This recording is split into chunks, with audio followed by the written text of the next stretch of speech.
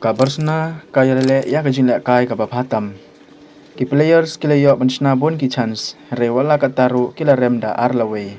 Ka winning streak kabakhandai jong kabarsna ha kalik La Liga kala kunno. Namar kala remda arlawe ha kajinle kai bat ka Real Sociedad ha kamit sngiu blay ha anyata. Kabarsna kayalele katbala nadok kabenta badingkong jong ka match.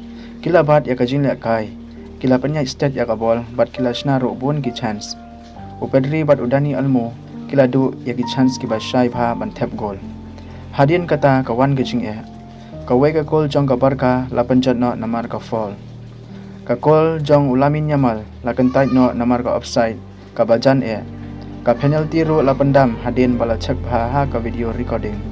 Te kumta ka Barcelona kam syam la yo ban tap goal katba na ka liang ka Sociedad Mikel Oyarzabal ula tap ya ka gol ka baningkong Bat ha ka half time baningkong jang ka match lalong da way lanon.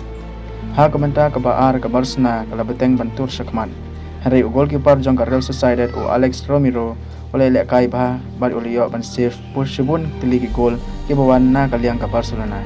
Hari ha ka bakut hadin Marcus Rashford lo tap ya ka goal ban penya khai da way la way. Hari nang ta ka wan ka jing kandit ka bakrau. Ha kaba player jong ka Sociedad ugan karo kedes ula tap gol biang bat ka Real Sociedad kala lam sakmat da arlaway. Nadu kata kapor ka Barcelona kala du no ya ka jing kermen bat kala lim ya ka jing la kai. Lada bis ngoten hat ya kani ka video sngo bha like subscribe na ka pentagi kubor sports nginya kan du biang ha ka video ka babot kubli shibun.